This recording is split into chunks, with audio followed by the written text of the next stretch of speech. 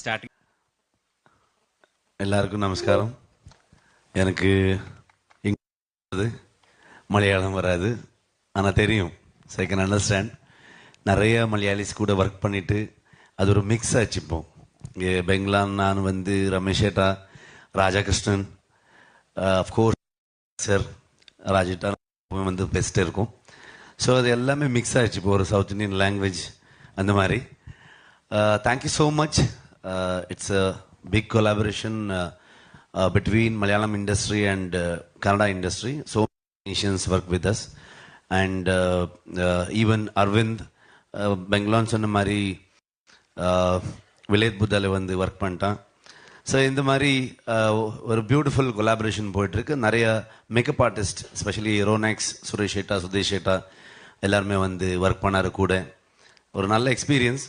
So இந்த world of Kantara, இந்த man versus nature, இந்த ஒரு அந்த நடுவில் இருக்கிற ஒரு கான்ஃப்ளிக்டை வந்து அந்த ஒரு மிஸ்டீரியஸ் ஃபாரஸ்ட்டுக்குள்ளே என்ன நடக்குது அதான் ஸ்டோரி வந்தோம் நம்ம வந்து அதோட எக்ஸ்டெண்ட் தான். ஸோ மூலத்தில் அந்த ஆதியில் வந்து என்ன நடந்தது, எப்படி இருந்தது. we didn't have any reference for this film.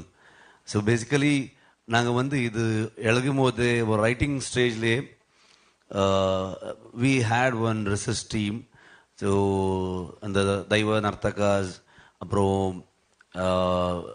Some professors, இந்த மாதிரி அதை பற்றி நிறைய படித்தவரை கூட நம்ம வந்து டிஸ்கஷன் பண்ணி ஒரு ஸ்கிரிப்ட், ஒரு ஸ்டோரி ஆனதுக்கப்புறம் ஒரு ஸ்கிரிப்டாக ஒரு ஸ்க்ரீன் பிளே டைலாக் வந்ததுக்கப்புறம் ஒரு நிறைய வாட்டி நம்ம வந்து நரேஷன் கொடுத்துட்டே இருக்கும்.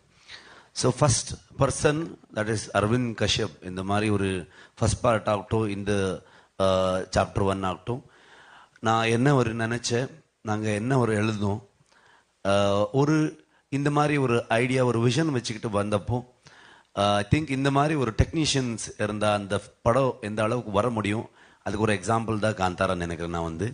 ஸோ அந்த மாதிரி ஒரு ஸ்ட்ராங் டெக்னீஷியன் டீம்.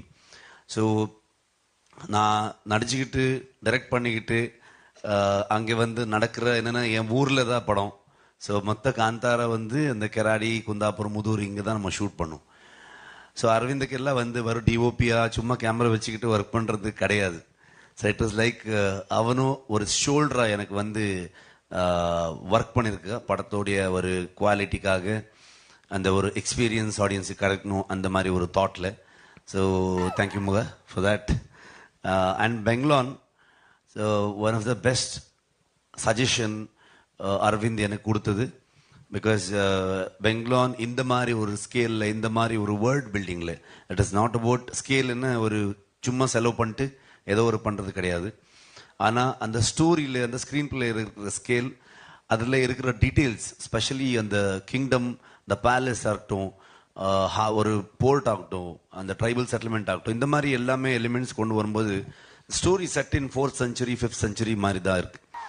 அப்போ வந்து நம்ம நிறைய discussion last 1.5 year before going to the floor, நாங்கள் பெங்லான், அரவிந்த் எல்லாருமே அந்த டிஸ்கஷன் பண்ணிட்டு இது எப்படி நம்ம கொண்டு வரலாம், ரொம்ப ரியலிஸ்டிக்காகவும் இருக்கணும், சேம் டைம் அந்த சினிமாட்டிக் எக்ஸ்பீரியன்ஸும் கிடைக்கணும் ஆடியன்ஸ்க்கு.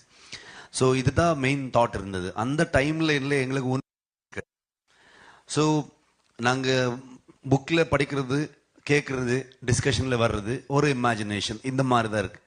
ஸோ நிறைய ஆர்டிஸ்ட், காப்பான ஒரு என்னோட டீமில் இருந்த டிசைனர், ஸோ எல்லா கேரக்டர்ஸு அந்த அந்த லுக் அண்ட் ஃபீல் எல்லாமே சொல்லி தான் அது வந்து நம்ம அதை ஸ்கெட்ச் பண்ணிவிட்டு, அங்கேயும் நிறைய ஸ்கெட்ச் ஆர்டிஸ்ட்டை வச்சுக்கிட்டு ஒரு ஃப்ரேம்ஸாக நம்ம க்ரியேட் பண்ணிவிட்டு சில இமேஜஸ் எல்லாம் எடுத்து, ஸோ அது டிஸ்கஸ் பண்ணிட்டு நம்ம வந்து ஒரு it is completely a team work. எல்லோரும் வந்து என்னை பற்றி பேசுகிறாங்க, இவர் எல்லாம் சேர்த்து காந்தாரா, நான் வந்து என்னை வந்து சும்மா வச்சுருக்காங்க அவ்வளோ.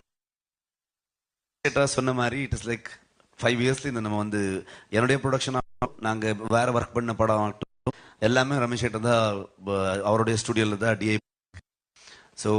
ஸோ ஹாப்பி உங்களை எல்லாம் பார்க்குறதுக்கு ஒரு பெரிய சப்போர்ட். ஸோ கர்நாடகாவில் நம்ம ஒரு 2-3 days முன்னாடி தான் ட்ரெய்லர், மிகப்பெரிய response all over the world. So அங்கே விட்டு ஸ்ட்ரைட்டாகவே இங்கே வந்துட்டுருக்கோம். இங்கே வந்துட்டுருக்கோன்னா most of the uploading final. So Rajakrishnan Saptha ரெக்கார்ட்ஸில் வந்து ராஜாகிருஷ்ணன் சார் சவுண்ட் டிசைனிங் பண்ணிட்டு இருக்காங்க. என்னுடைய எல்லா படம் அவர் தான் பண்ணார். So basically it is all the same team from so many years.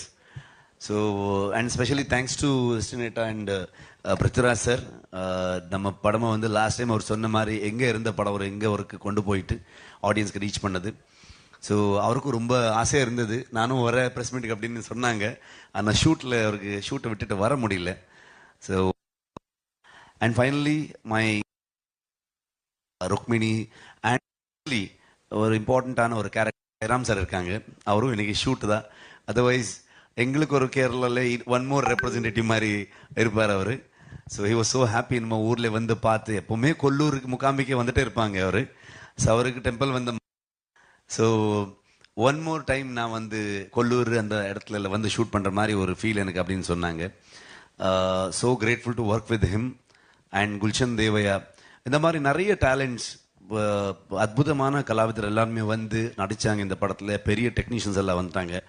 And specially இது எல்லாத்துக்குமே இவர் எல்லாருமே பில்லராக இருந்தால், ஆனால் அந்த பில்டிங் கட்டின இடம் வந்து ஹொம்பாளை ஃபிலிம்ஸ். விஜய் கிருகுந்தூர்